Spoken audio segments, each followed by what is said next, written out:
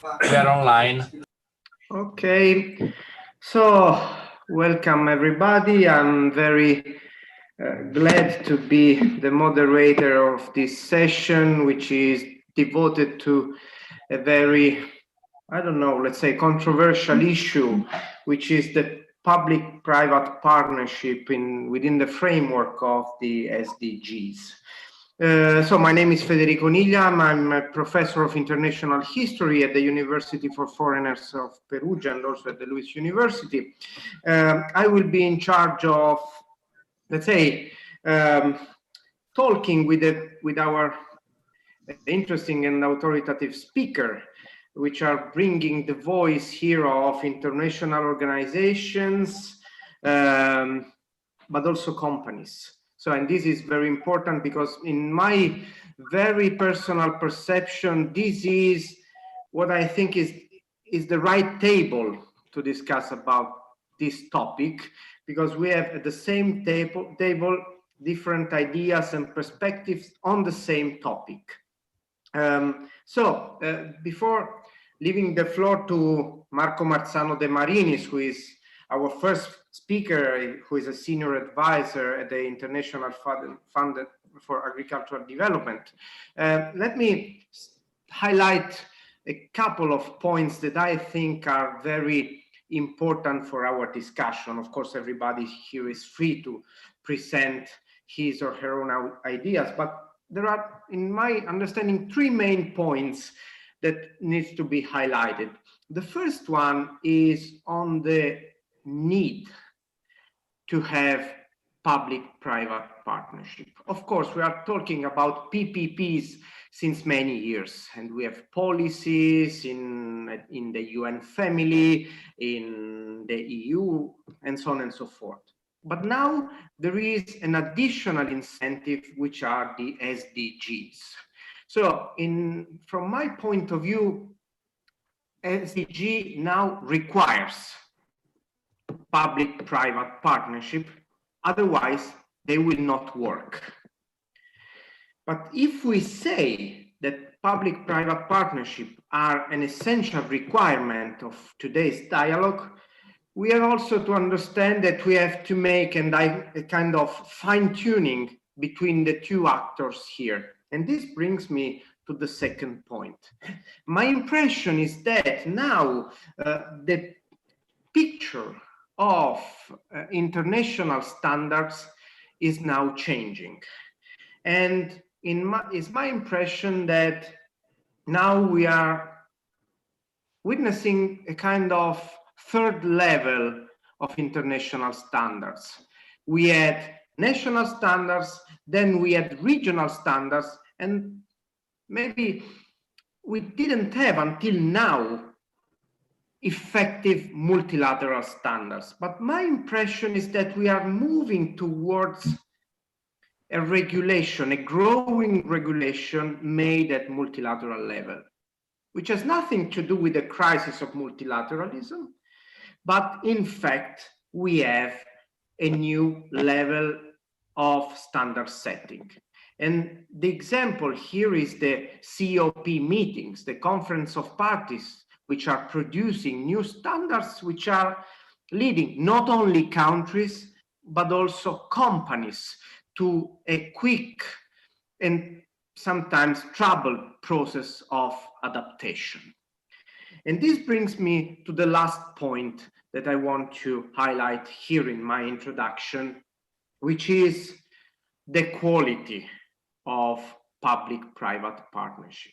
Since we all believe in this dialogue, in this cooperation, we cannot abstain from an action of empowerment and improving of public-private partnership. So I will ask our speakers also to tell to the audience, which is also composed of students, and this is very important for me as a professor, to tell also the problems now affecting the PPP system. So I don't want to consume all the time.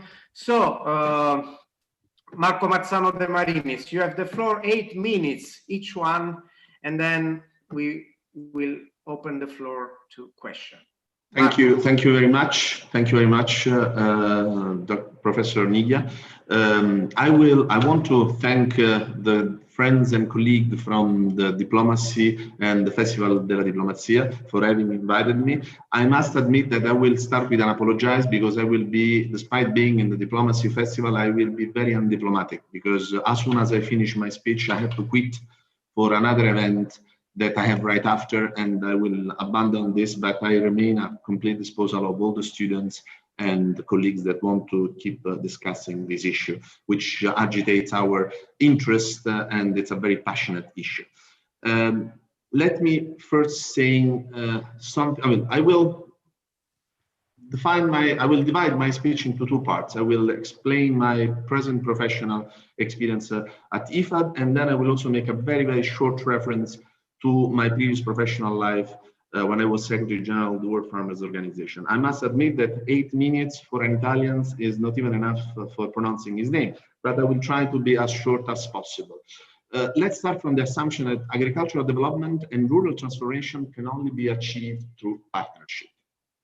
You know, there is a very famous African slang saying that says, if you want to go quickly, you go alone. But if you want to go far, you go together. So this is the essence of SDG 17, which is, as you all know, the SDG that preach about partnership. But please don't take this in isolation. The SDG 17 is something that involves the full set of goals and measures that Agenda 2030 requires. I mean, if we want to go in that direction, considering also the pandemic that we are facing today, but the general economic crisis that we are having and we are facing every day, we have to respond to our needs to be all together, to do things in partnership. Partnership means, of course, governments, international organizations, private sector, and we will see why private sector is very relevant, but even foundation, academy, everyone has to play his role in that frame. So let me now spend a few words on what is IFAD and what I do at IFAD, even for justifying my salary. IFAD is an international organization, part of the United Nations system, and also an international financial institution. IFAD is a fund.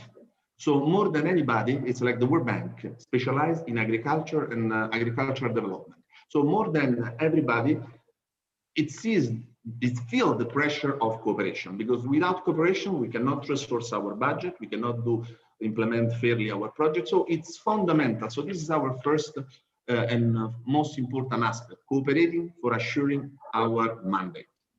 Second, at IFAD, as I mentioned, partnership is at the core of our work. You know, the ever-changing needs of our member states and the project recipients and the evolving landscape in which we operate, particularly in the light of the current pandemic, require us to approach new actors and to change the traditional way we do business. I can mention the program that I coordinate, which is the Reimbursable Technical Assistance Program in IFAD, which, you know, is meant to provide assistance to countries on the basis of their direct contribution. So just understanding this program, it's fundamental for understanding the global picture. We could not proceed providing adequate and qualified technical assistance without first the availability of country, but also the availability of donors. Because despite the fact that IFAD is recognized worldwide to be the organization providing good quality assistance in agriculture-related aspects to developing countries, without the partnership, without us being capable to discuss and dealing with other players, we could not succeed. And another important aspect that we are facing nowadays, and we are also, let's say, trying to develop our cultural implication and our cultural shifting in IFAD, it's also to start dialing with the actors and stakeholders that were not easy to deal with in the recent past. Private sector is one of those. The other aspect that I would like to mention in my speech related to my work at IFAD is certainly the 4 Ps. Many people speak about the 4 Ps, the so-called public-private producer for our point of view, but people partnership, which are forged to meet the ultimate needs of our client to achieve global objectives, such as increased food security and reduce hunger.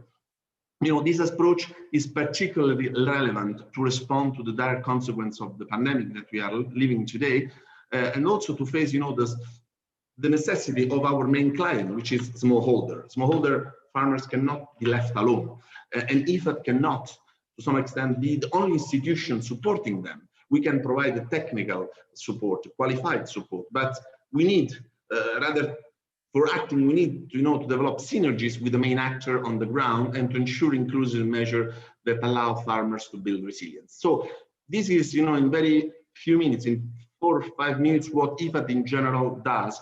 And what I'm trying to pass you as a message is that for us, cooperation and cooperation for development, it's at the base of our daily work. And times are changing critically, and not because of the pandemic, but they have already started changes some 10 years ago. And for us, our main needs now is to open dialogue with other players. But as I said at the beginning, let me give you a little information about my previous experience, because when I was the Secretary General of the World Farmers Organization, which is again an international organization similar to IFAD, but that deals with the National Farmers Organization, I was confronted with this challenge. And I actually want to refer to what Professor Nighi mentioned at the beginning, the problem of fine tuning.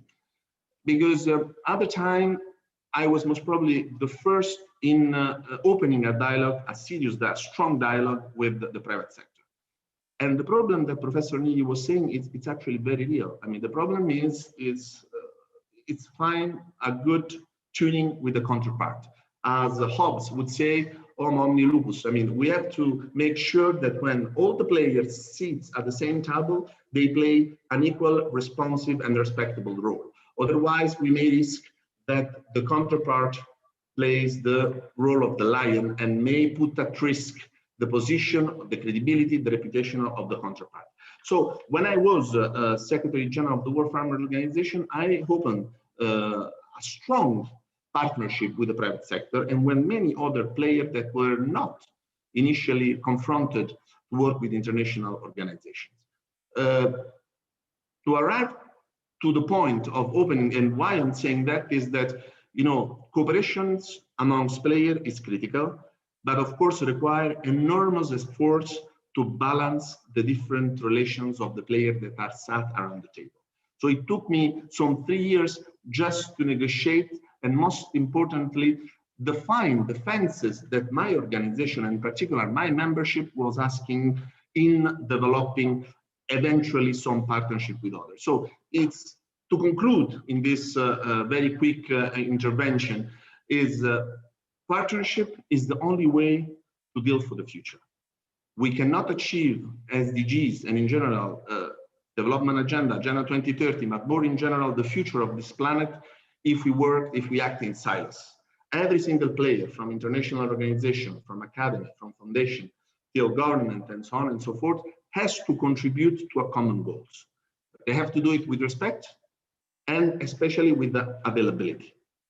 And I hope, and I'm sure that the colleagues that will follow my speech will certainly build upon this, and I'm sure that Professor Nia will drive an excellent discussion on this issue. I apologize again for not being with you till the very end, but I will certainly be available for any one of you that want to reach me at IFAD, and you are welcome to ask my credentials and my contact details to the organizer of the event.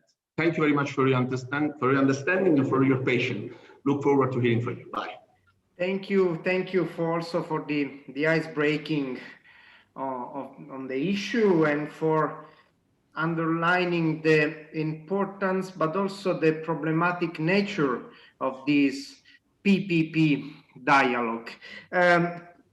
Now I'd like to ask Stefano Carrera. Stefano Carrera is now, as you can see, he's talking on behalf of UNIDO.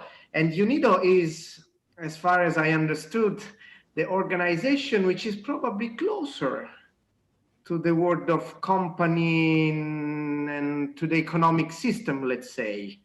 So, Stefano, now you have 8 minutes, but my preliminary question is, from your point of view, which are the main problematic points in this dialogue? But you have the floor. Yes, thank you, Mr. Miglia. Distinguished guests, ladies and gentlemen, good morning to all of you. Today I speak on behalf of Ms. Diana Battaglia, Head of UNIDO ITPO Italy. My name is Stefano Carrera and I am the External Communication Manager at UNIDO ITPO Italy. We are very honored to participate today in this virtual roundtable.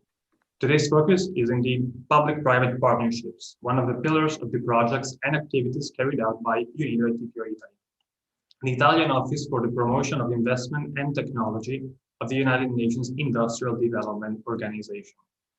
The mandate of our office is to enhance the competitiveness of SMEs in developing countries and economies in transition by offering specific support services in their field, fostering industrial cooperation and business partnerships with Italian companies, associations, and institutions through investment mobilization and technology transfer and management skill to implement industrial projects.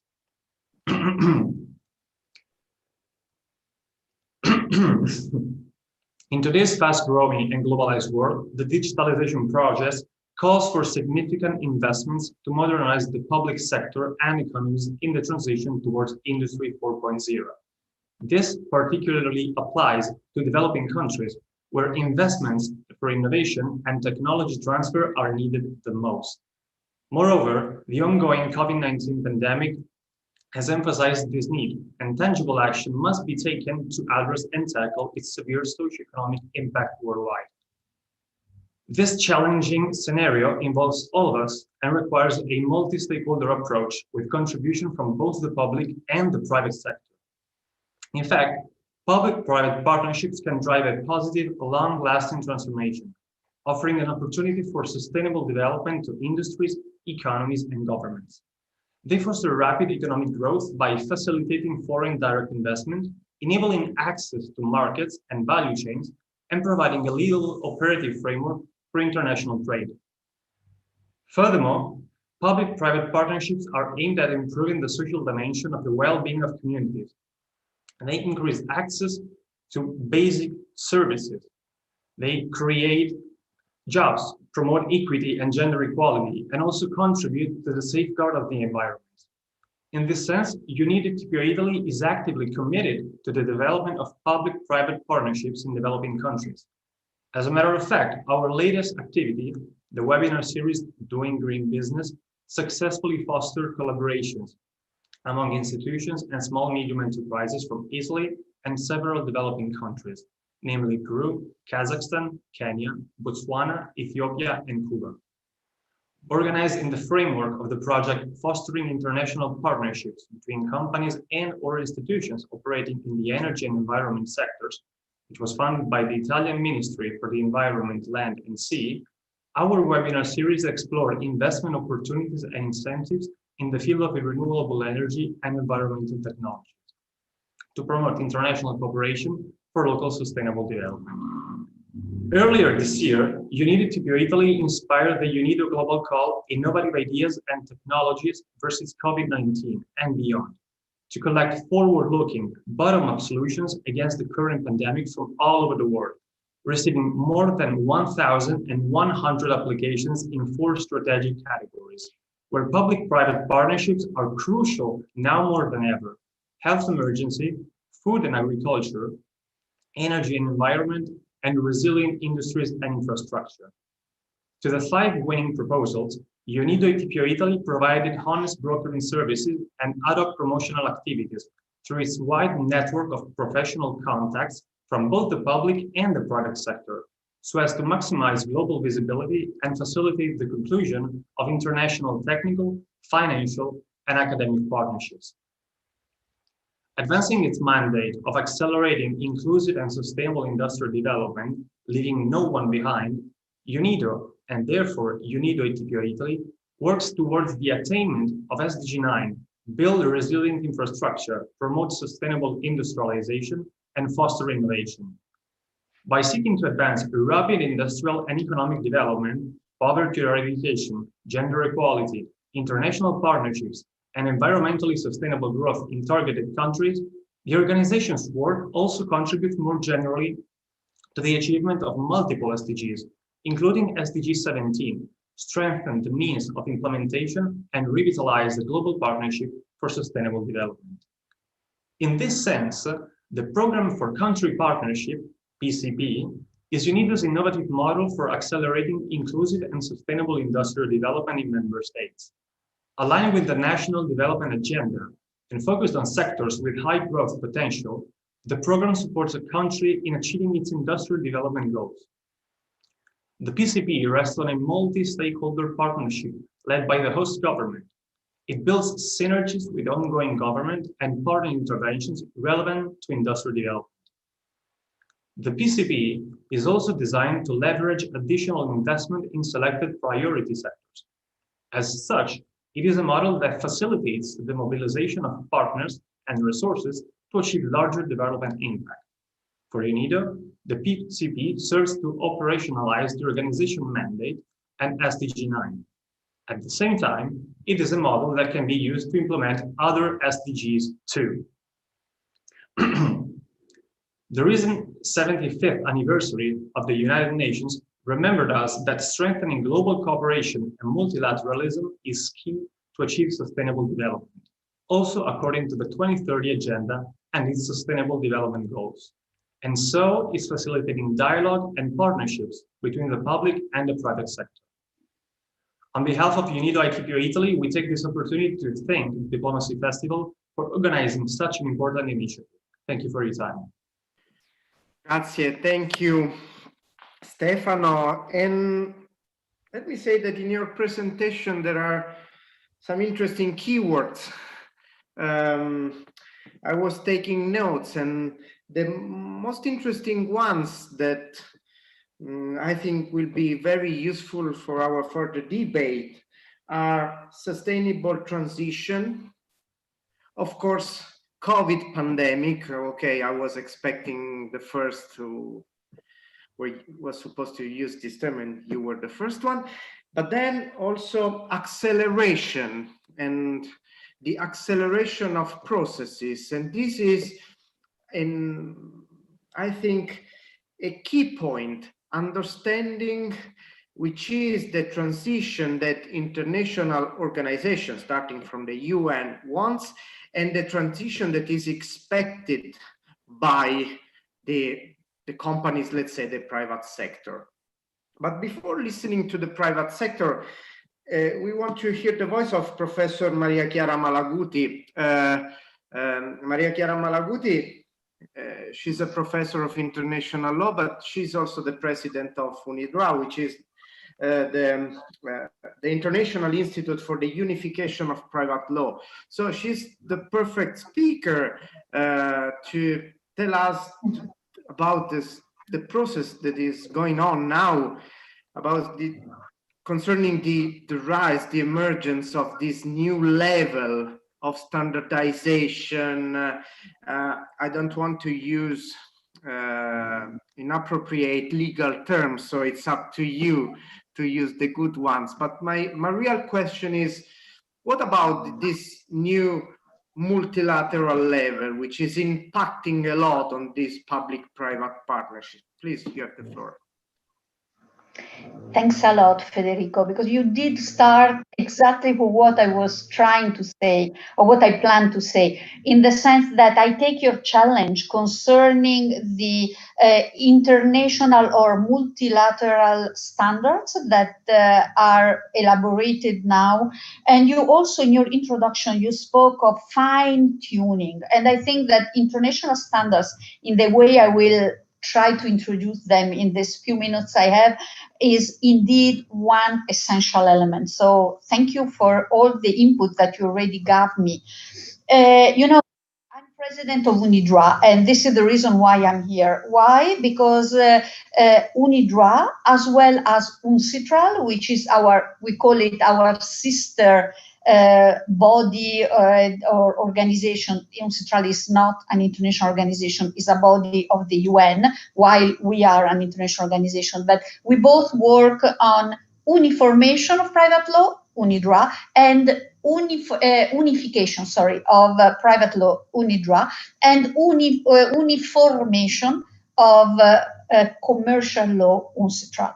Leave aside the technicalities of the possible conceptual differences, but we both work on a number of standards and recommendations that are of extreme relevance for what we are saying now. 1 minute just to mention them, also because they all come in cooperation with organizations that are present in this panel. So UNIDROIT, for instance, already back in 2015 had a legal guide on contract farming, which was done together with FAO and IFAD, and is on agricultural commodities. And it is done indeed to help small entities in agriculture to partner with big companies like supply chains, multinational companies, but also with their own state in export, import, and the sale of commodities. From that project in 2015, we started a new one that was just concluded, which is an exercise on agricultural land investments. It was adopted now this couple of weeks ago, so it's 2020, again with FAO and IFAD. And this is again on the leasing of agricultural land by the state, to the state, local entities, local communities, private parties. In general, regulating the responsibilities of multi-party shareholders.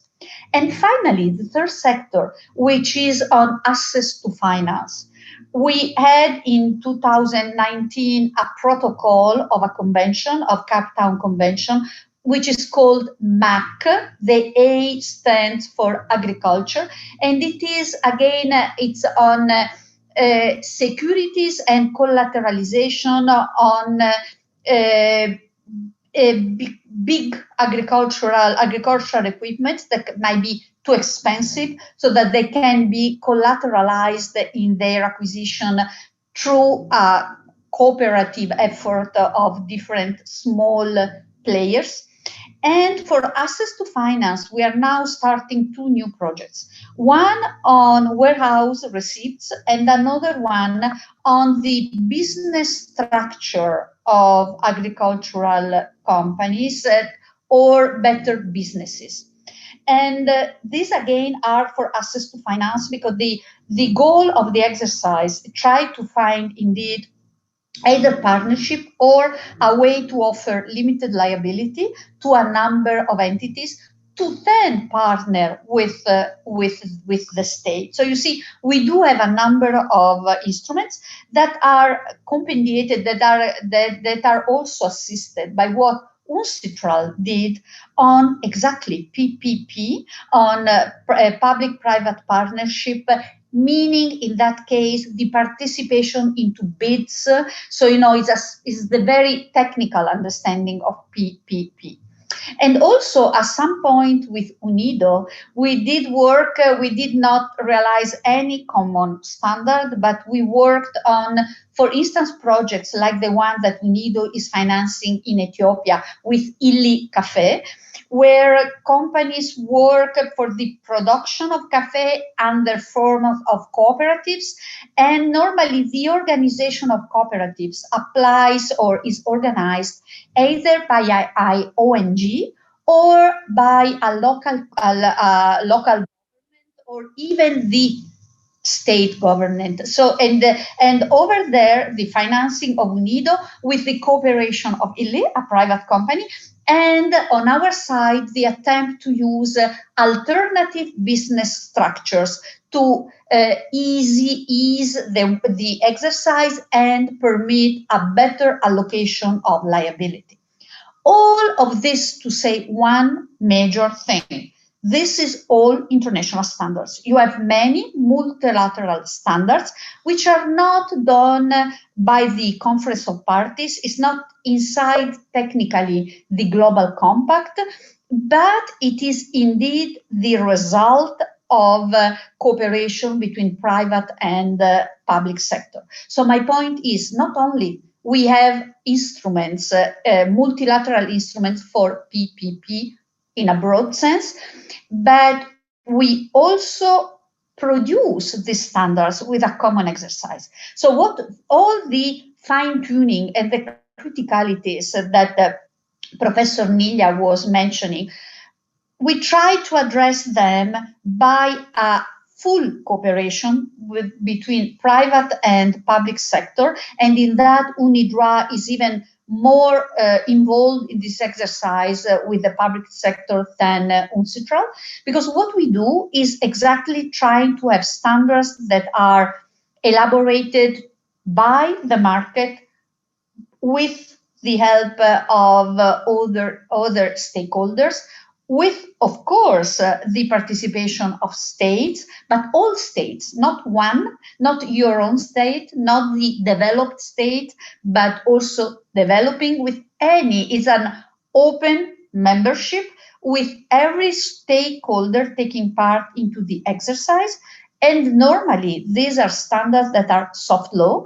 Not all of them, some are convention, but very often they are soft law with legal guides that tell you, not only give you recommendation, but also the flexibility of the potential instruments to apply these recommendations. So all the issues and the criticalities that you have mentioned until now are all criticalities that can be addressed with this way of producing rules, because in that case, the cooperation is in the process of the elaboration of the rule itself before than getting to the scope of application of these principles. So we do say everywhere that these are part of SDG, and we do believe that this is indeed a form of cooperation for sustainability, because all these standards come with an extreme attention, or even as a driving element of sustainability. Then we can, I mean, I only have 8 minutes, so I cannot delve on each of these instruments, but the logic is indeed what you offer to the market is a product that already contains some sort of fine-tuning and balancing of interest for multilateral stakeholder products and use. We are far away from a full exercise.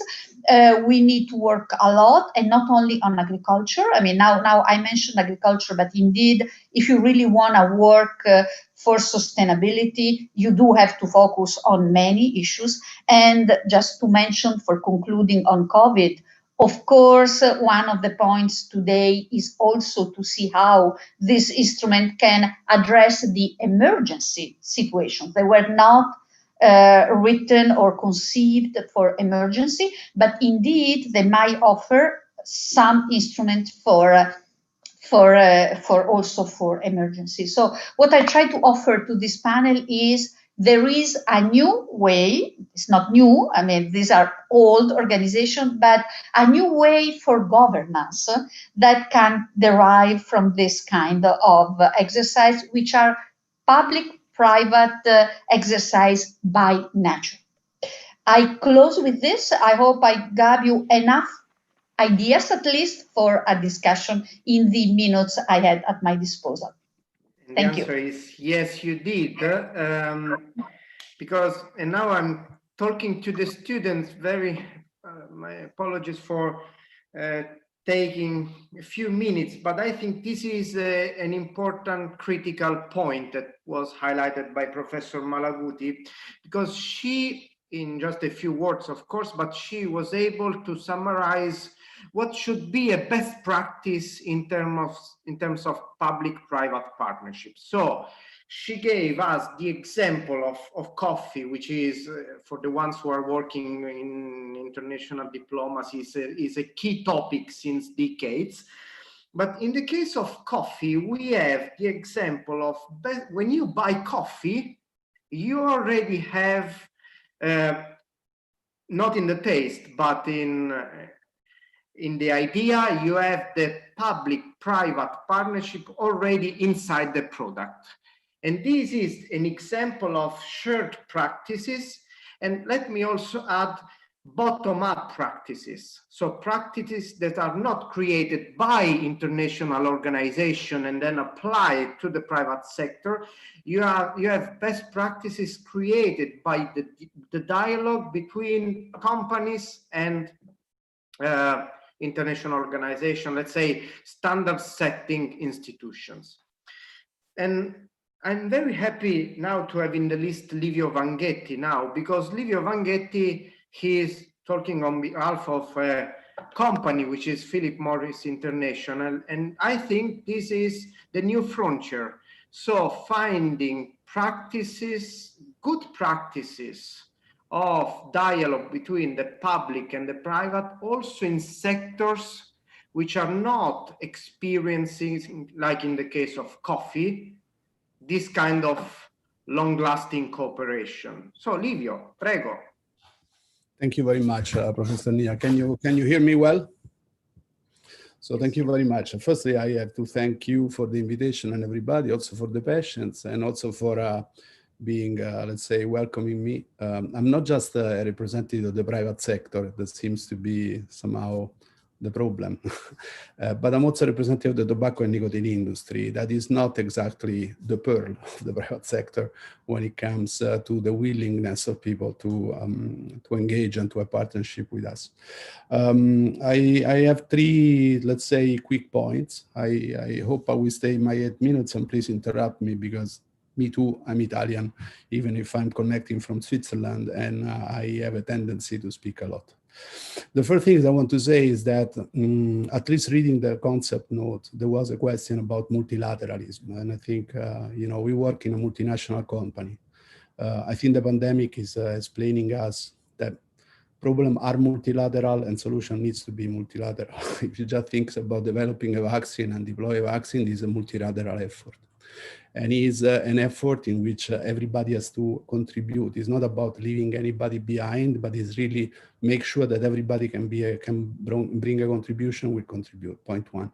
We are a multinational company, so we enjoy multilateralism, and we know that is difficult, but I think it's unconfutable that is something that we have to make better rather than to discuss if we have to have it or not. The second thing, I need to have a word on our industry, correct? I mean, our industry is a complex and controversial industry. To say that we have a trust deficit would be a euphemism. I think that we are blackballed by society and we are blackballed by the UN system. And this is because there is an unconfutable truth, is that cigarettes kill people. But there is also another unconfutable truth that goes to the sustainability of the whole exercise, that looking at the numbers of the WHO, so the World Health Organization, today we have in the world 1.1 billion smokers, and in 2030 we will be 1.1 billion smokers.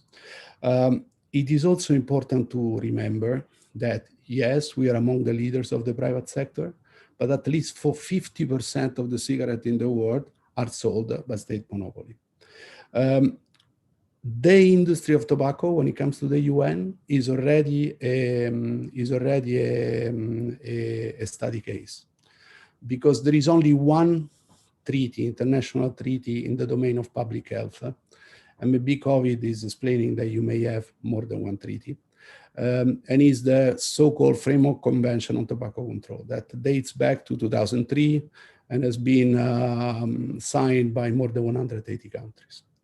This treaty is a gem, is a jewel for public health, and it's a jewel that needs to be respected, because it's a jewel in terms of having a governance, on creating the most binding. You have expert of law, so I'm not going to go too much in this, but fundamentally is really has been impressive in the way that this treaty has put control on the tobacco sector.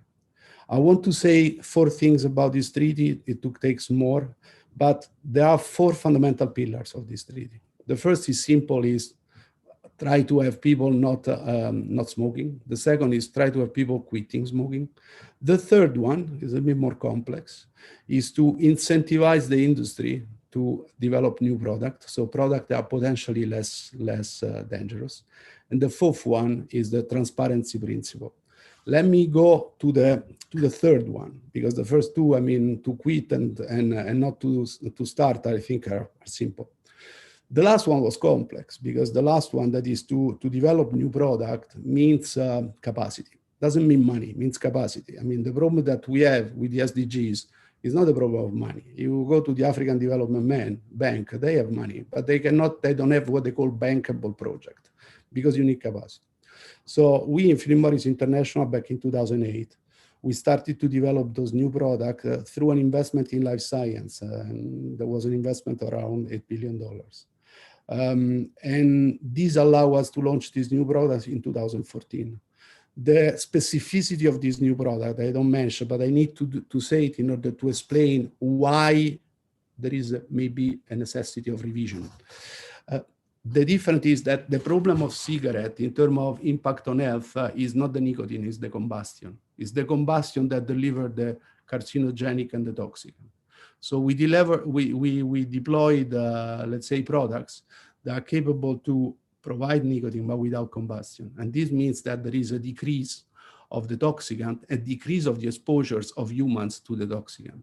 The result of that, and I mentioned just one regulatory agency, is the Food and Drug Administration in the US, is the Food and Drug Administration in the US has admitted those products on the US market as adequate to the protection of public health. So incredibly, there is a tobacco and nicotine product that is marketed after a thorough regulatory supervise as adequate to the protection of public health.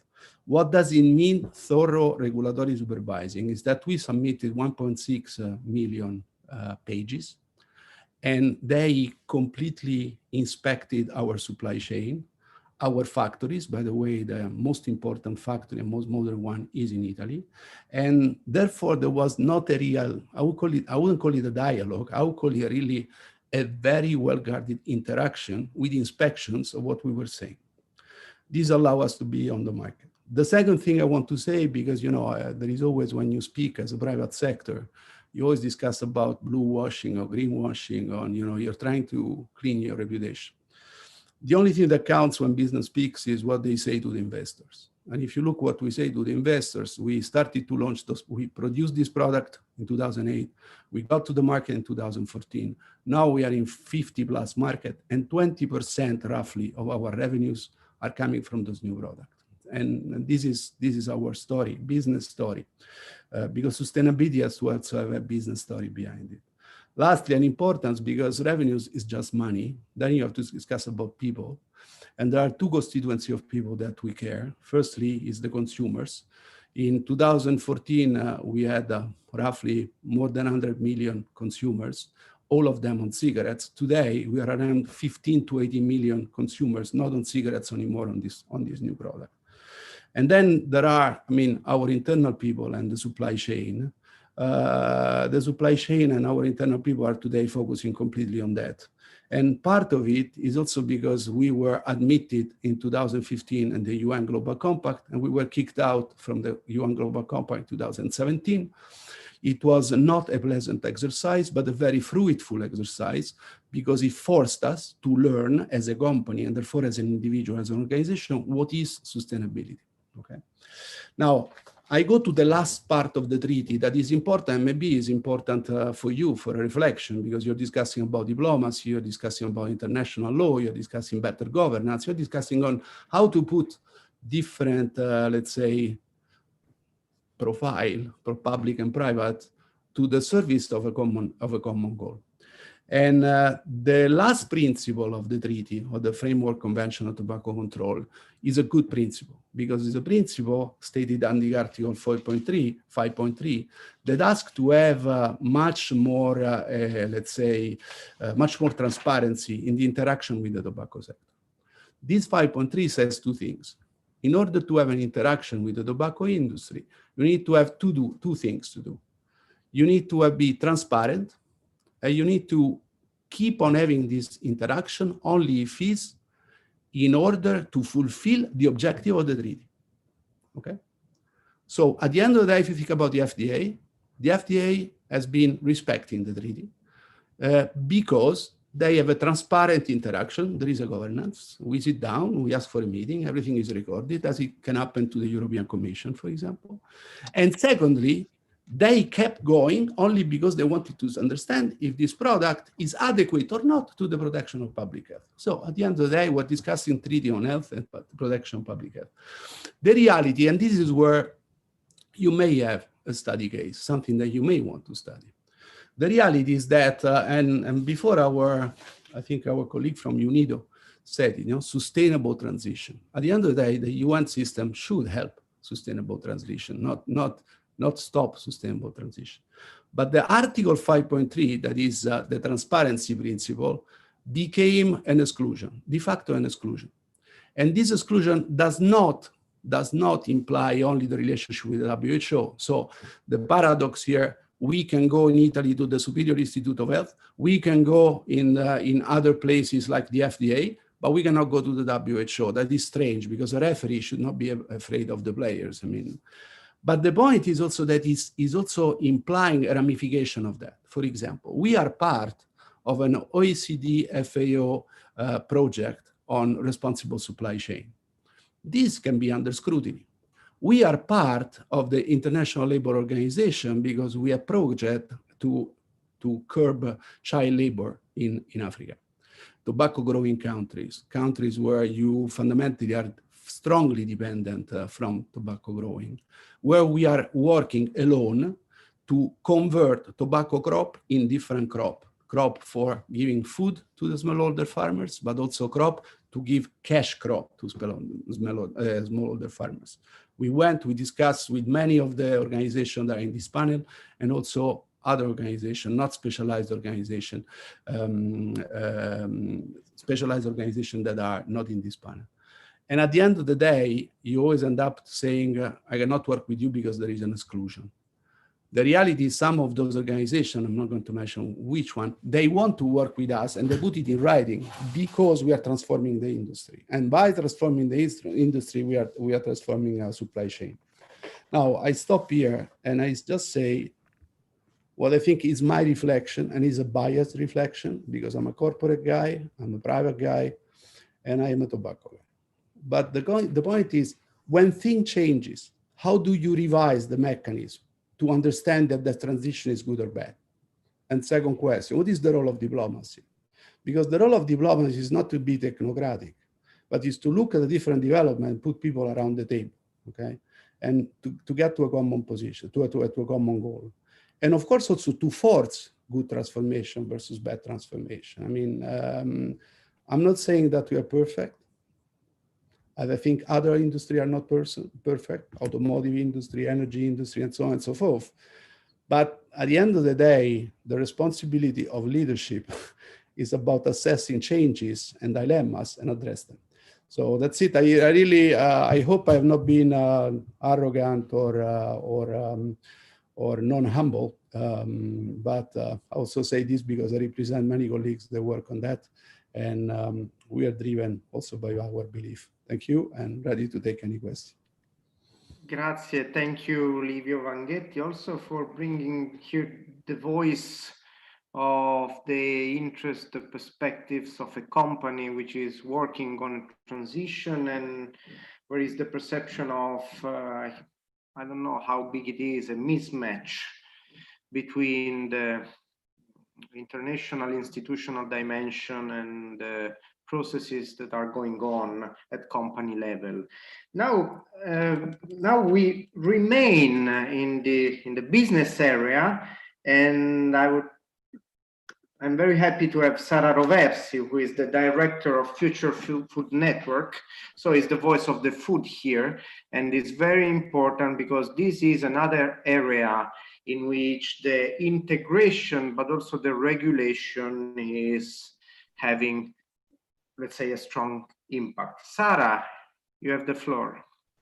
Thank you so much. Thank you so much for inviting us to join the event. Like every year is a great pleasure to come and speak about the power of food also in diplomacy.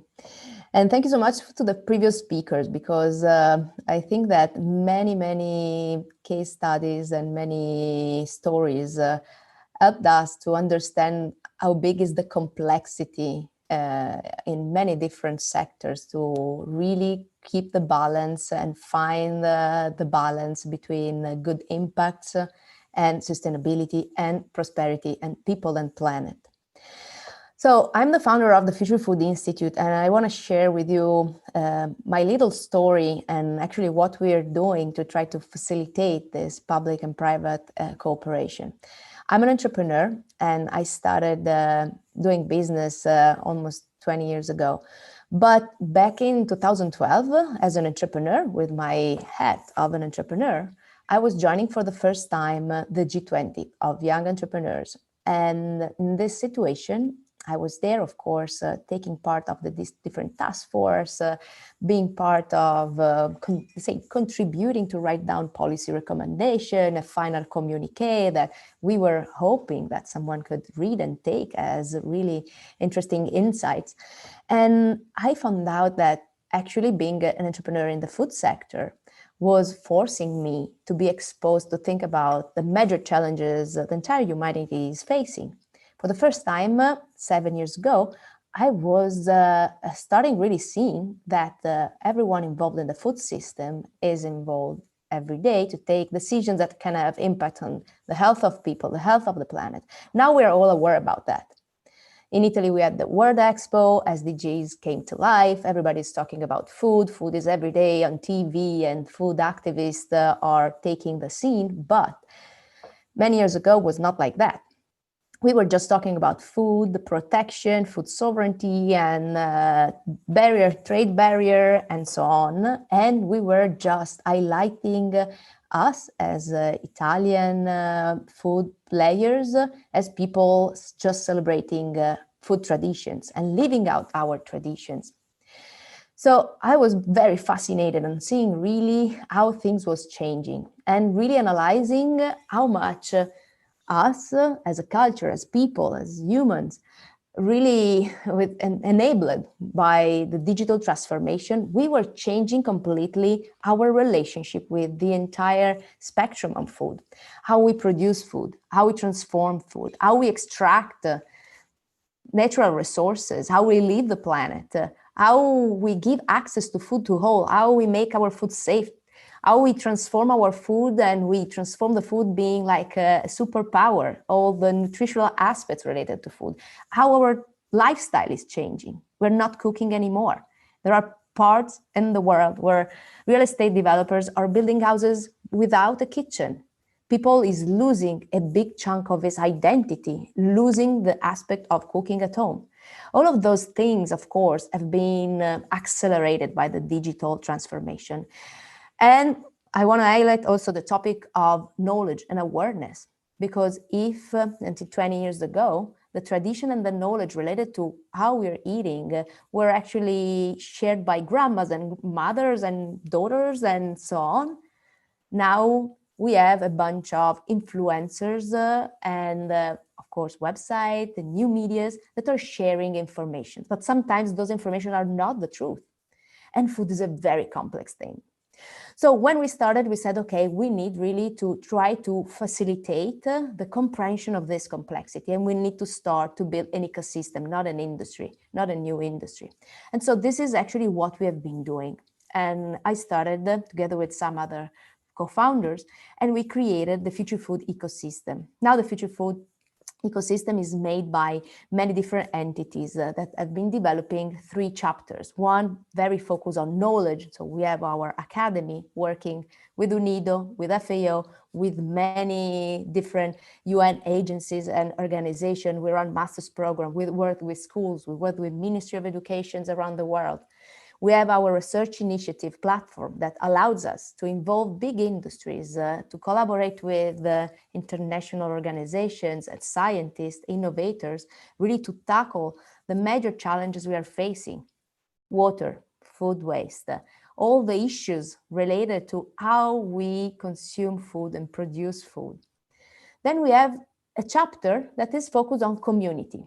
We understood that we need to facilitate the connection and find the space and become an enabler to facilitate the connection between international organization, small and local food makers, innovators, youth.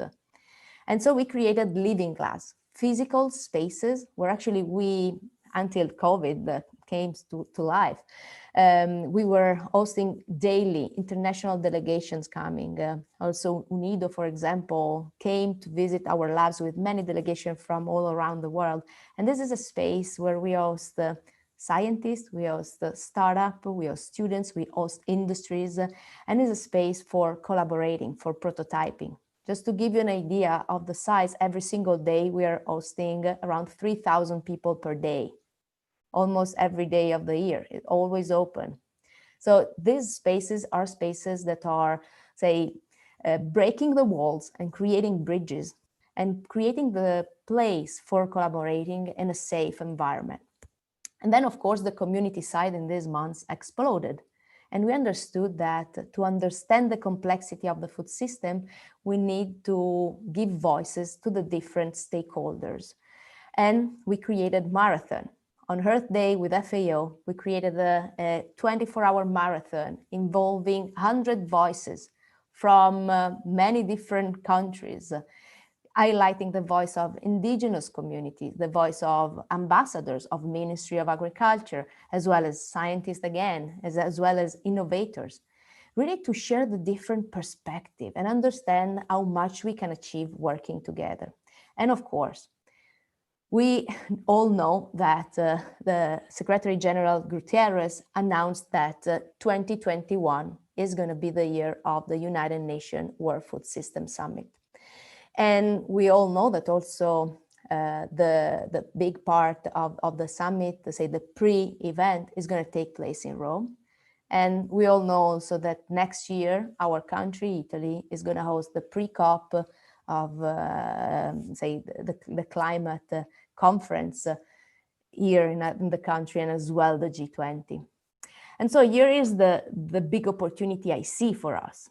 I see a big opportunity because I strongly think that food now, more than ever before, is really one of the sector that is impacting the 37% of all the global gas emissions. So this is something that is huge if you could consider that this is the only thing that touches everyone.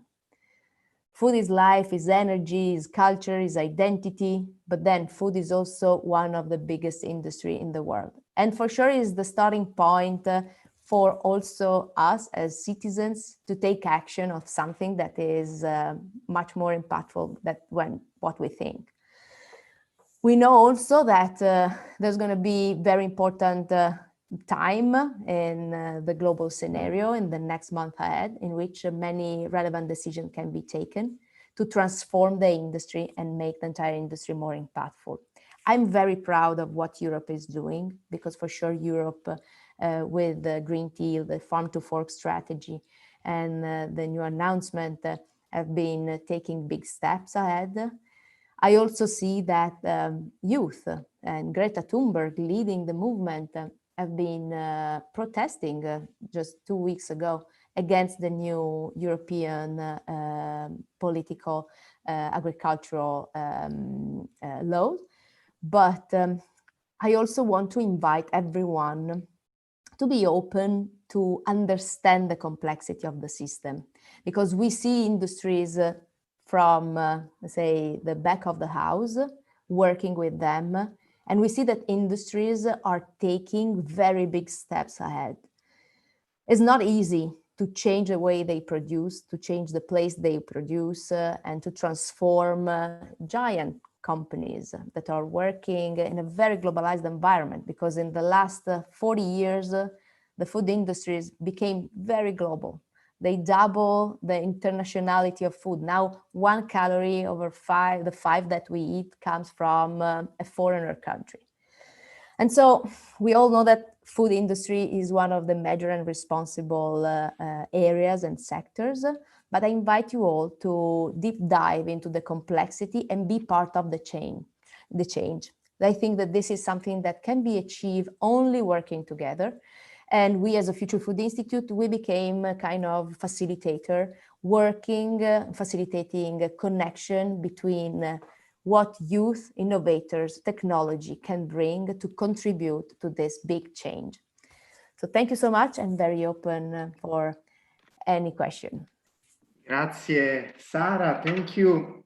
Now, I want to capitalize for a while on your presentation, because you put on the table a key point. So the ability and the capacity of the civil society to create a dialogue before the public-private cooperation, which is something very important in the diplomatic mechanism. And I think this is something very important that we have to bear in mind when we work on big diplomatic summits like Conference of Parties. So conferences that are putting together, I don't know, 30,000 people from governments, companies, institutions, civil society, etc., etc. So if the civil society is able to bring a structured voice at the beginning of the conference, this is very important. Of course, the institutional side should be ready and open to absorb, also in a critical way, the voice of the civil society. Because I remember in the case of food, 10 years ago, 15 years ago, we were talking about only about food security, tariffs, so in a kind of defensive way. Now we are moving in another direction, which is the world of food, which is bringing his own ideas on the table. And this, my hope is that every sector will be able at a certain point to have a structured voice in the international organization. But okay, I don't want to steal the time of our speaker. We have our last speaker, who is Angelo Della Pietra, who is the CEO of SafeSec, so a company with a very technological inspiration. Angelo, you have the floor. Yes, hello, good morning all. As you introduced me, I'm Angelo Della Pietra, CIO of SafeSec, a private engineering company focused on energy saving project. In the scope of the topics linked to the development cooperation and to the cooperation between developing countries, I'm today going to explain you an example of public-private partnership project we designed with the aim to improve the living condition of the population in Cameroon. Keep in mind the various aspects of sustainability, such as economic efficiency, social equity, conservation of non-regenerable natural resources, use of green energy, and improvement of quality of food. This project is an example of how public-private partnership can make the difference to better understand the concept of sustainability and how to enhance local resources and social impact. The actors involved have been Cameroon Ministry of Fish, IFAD, microcredit, and private company. Just some words to let you understand the food scenario in Cameroon. Cameroon fishing sector is of enormous social and economic importance for the country. Fishing accounts for 1% of the country, estimated about 35 billion gross domestic product. The sector employs over 200,000 people, and since 2015, anglers have been catching an average of 205,000 tons of fish annually. The industrial sector represents around 9,000 tons of this. In Cameroon, fish is a major source of protein for most of the population. It accounts for about 40% of the protein intake of animal origin and 95% of total protein. For the poor section of the rural population, fish is one of the main sources of animal protein. The quality and safety of fish is of major concern to producer, processor, quality control authorities and consumers. In addition to the economic losses incurred because of fish spoilage, fish-borne illness costs billions of dollars to the community because of their cost, adverse health effect, the loss of productivity and medical expenses. Additional costs in international trade include the cost of rejection, detection of products, recalls, to the resulting adverse publicity for the industry and even for the country.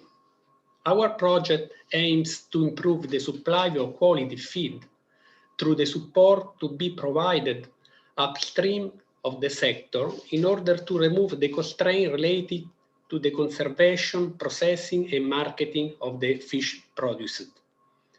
The pilot project aimed at improving the livelihood and income of the aquaculture value chain actors in the littoral region. Its development objective is to promote economically profitable and job-creating aquaculture businesses in the littoral region. Especially, this objective is broken down into specific objectives. Improve the access of aquaculturists to fish preservation and processing services, establish a strategic organizational framework for development of aquaculture. In order to achieve these goals, we will proceed with the following milestone. Building construction necessary to accommodate both the fish processing and the disposal of waste processing.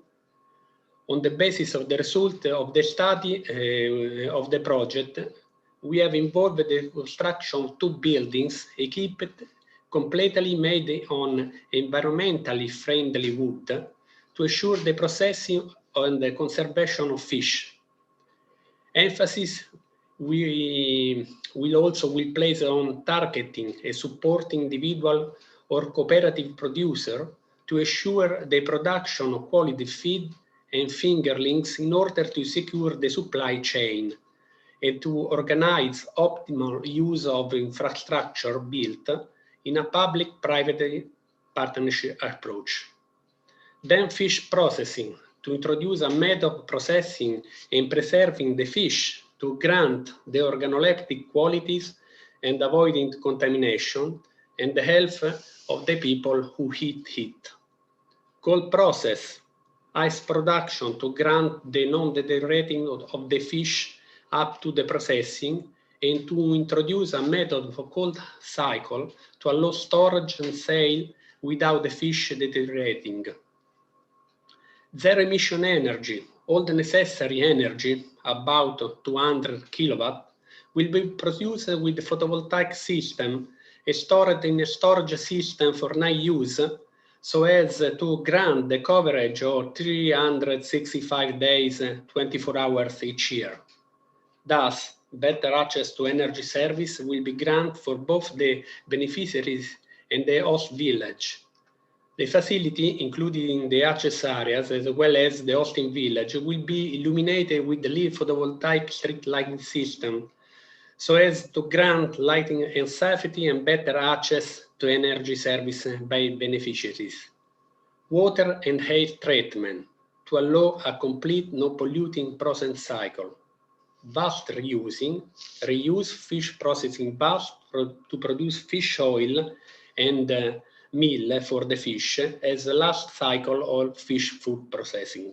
And in the end, the training, technical training will be cover all the aspects related to the production, processing and conservation of fish. Training in management aspect will cover the area of entrepreneurship, financial education, market survey, partnership, and business plan development. Emphasis will also be placed on the environmental components with a training module on waste management resulting from fish processing and conservation action, as well as energy components. health fish means health food. We will produce a working method, also creating employment, which leads to respect for health of lakes and rivers, to the production of healthy food. So that is a model. This model could be replicated in the entire Cameroon and also in other countries. What I introduced to you is just an example of a technological project we designed together with IFAD. This could be a model that could be replicated also in other parts in the world where the food is the main objective to be followed by government in order to give healthy food to the people. I hope that this quick presentation has been of interest of you. We are obviously available to deepen the topics we have dealt with. Thank you for your attention. Thank you, Angelo. Thank you for bringing your perspective here. I don't know if there are questions from our students, from the audience. Okay, we have, okay, you can write it on the chat, so I will report the questions to our speakers, and we have first, I don't see, yes, Mulic, you have, yes, you can ask your question. Good afternoon. Hello, everybody. Can you hear me? Yes. Oh, perfect. Immense thanks to all the panelists and the intriguing reflections on the aspect of private-public partnerships, which, as we know, now play a key role in solving global issues. My name is Arman Mulic, and I'm a second-year student of global governance at the University of Rome Tor Vergata. And as COVID-19 has reminded us of how important health and food systems are and how imbalanced they have become, I have to say that I was really delighted to be able to hear from so many experts today.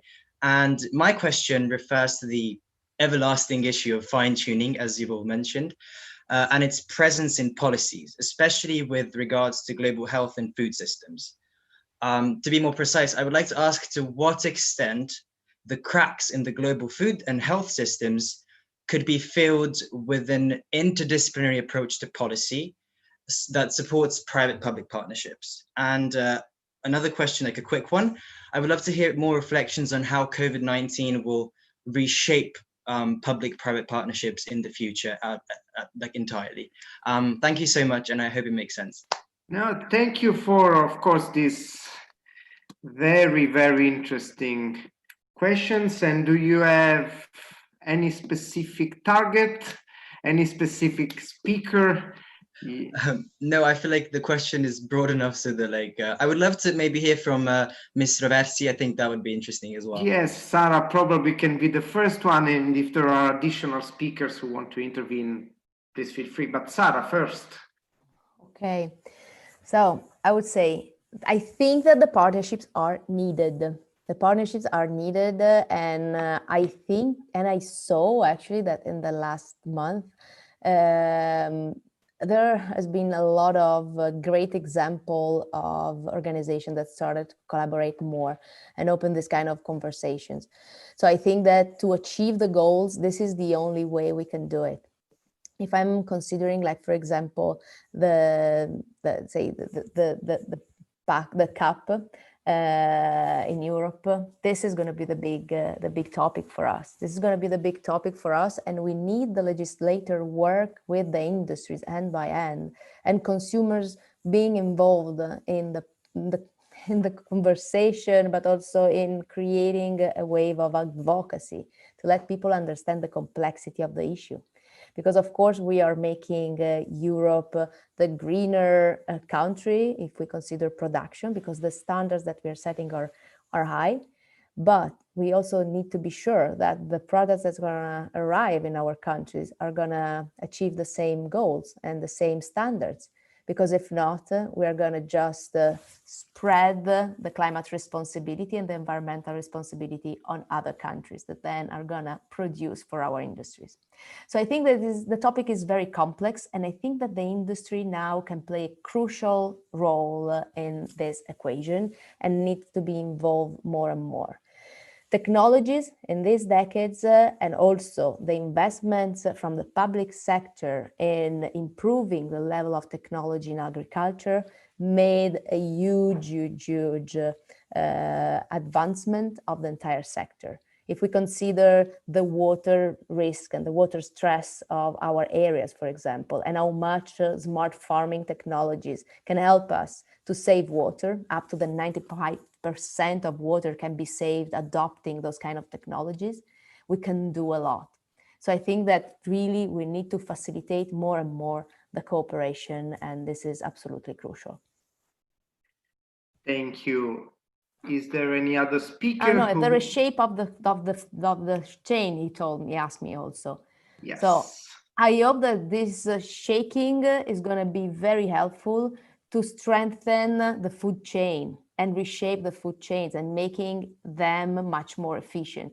And we have been seeing already good examples happening in these first 6 months. Many platforms came to life, shortening the chains and strengthening the chains. Thank you. Is anybody who wants to intervene on this topic? If not... If I can, Maria Chiara, just very quickly, one to add to what Sara said, I think that there should be another webinar for especially for the students to discuss what is public, because in my understanding today, governments is not simply state against industry. It's much more articulated now, and public goals are normally reached also within small communities inside a state or cross-border communities. So I think we should also discuss, and this is an interaction between COVID on the one sense and the pre-existing crisis of multilateralism that we had, what we mean with public. And probably if we discuss that, we get to some interesting ideas to answer the question that was posed. Thank you, Maria Chiara. If there are no other questions from the audience, I want to elaborate a little bit on the point raised by Mulich,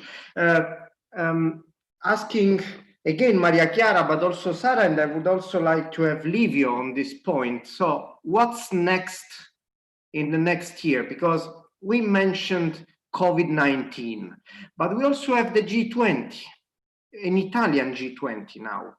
So, which is your, I will not pay you, but which are the scenarios that you see for the next year of very important meetings and multilateral discussions from your point of view, from the point of view of UNIDROIT, of somebody who is monitoring the international law for the food and also, but also for the tobacco sector. So what do you expect?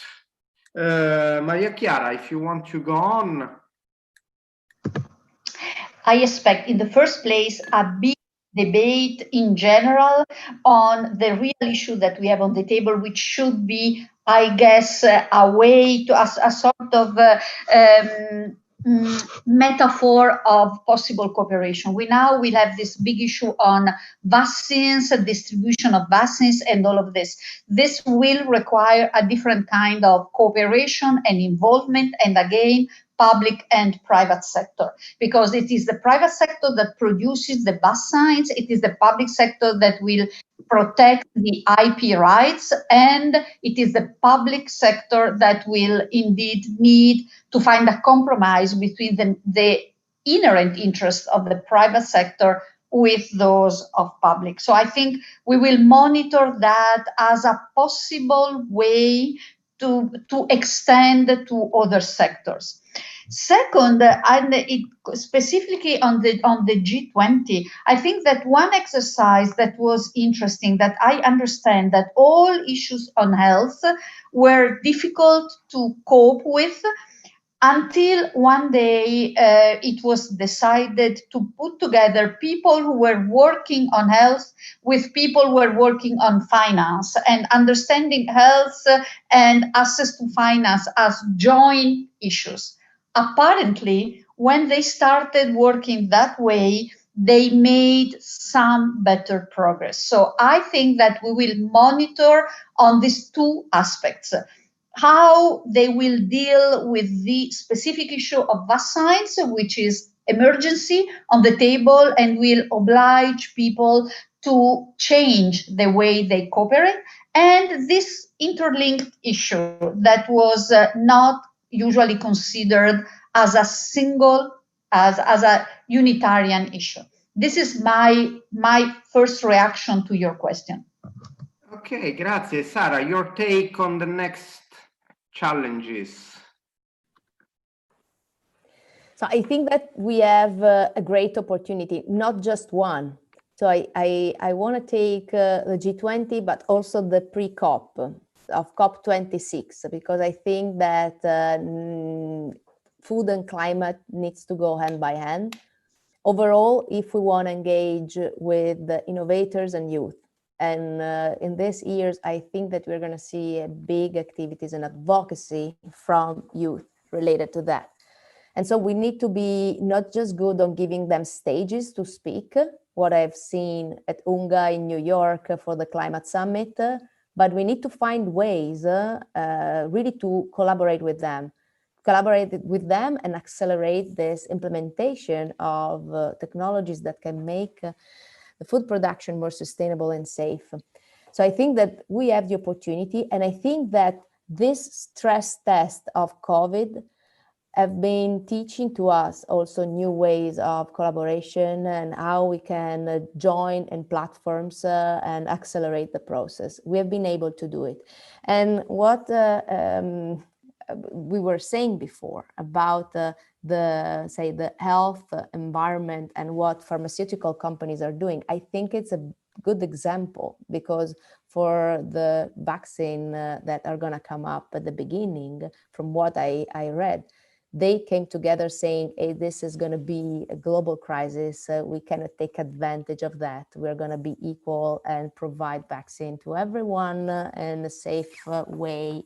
And so this is the kind of approach that we all players of the food industry have to take, considering that we're talking about a very short time that we have to make this big change, because anyway, the time frame is less than 10 years, even less, if we see how fast the climate change is happening.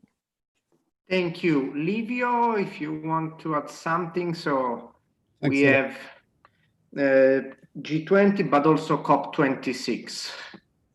Yes, but I think that overall, if you see what is going to happen and link it to whatever, I mean, firstly, I think that, I don't know how to say it, but in COVID, there is an opportunity, as has been said. And I see that this opportunity is already materializing.